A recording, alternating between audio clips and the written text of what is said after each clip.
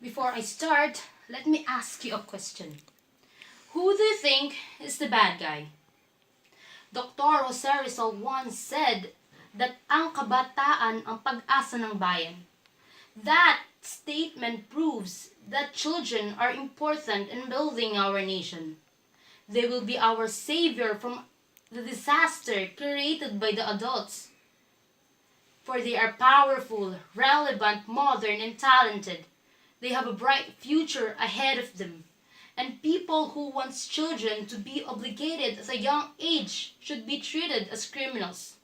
Those people who are implementing the minimum age of criminal liability should be treated like an animal.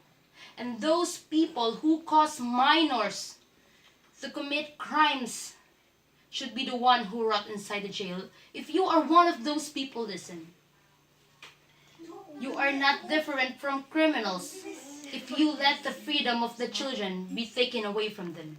Republic Act number 9344, or the Juvenile Justice and Welfare Act of 2006 states, the minimum age of criminal responsibility is at 15 years old or under at the commission of the offense shall be exempt from criminal liability.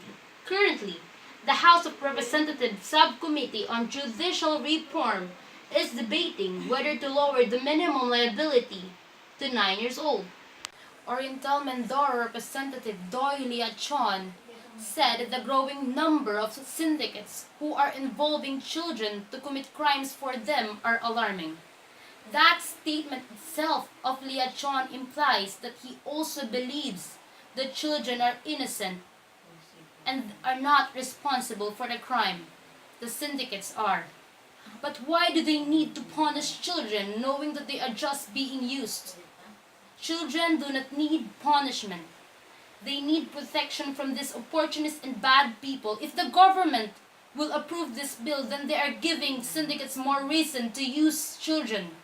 For it is a provocative action from the government saying that the responsibility and obligation are only behold by the children, even if what they did is against their will.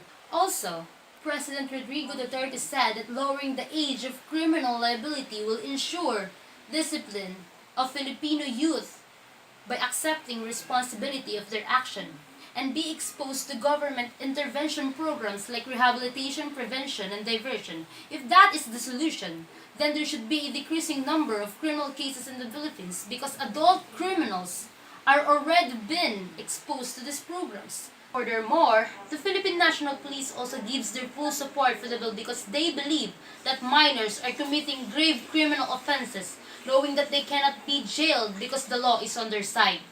How they can handle children in conflict with the law when they cannot even handle adult criminals?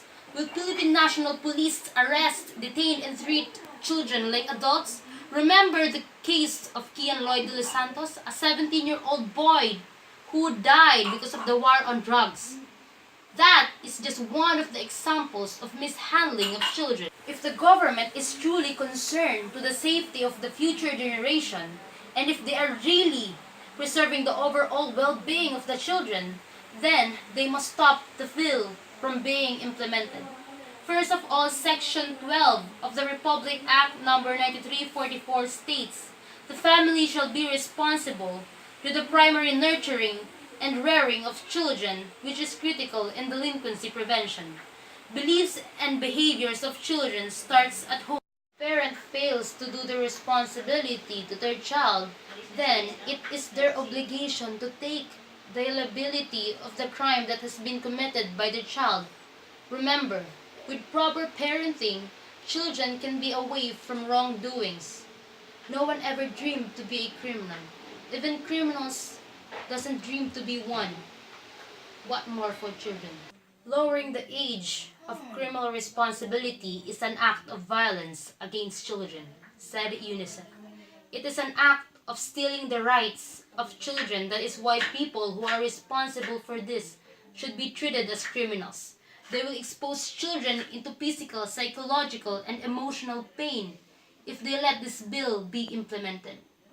But we can stop this by letting the government hear our pleas and hope that whoever is in power that will do the right thing for our country.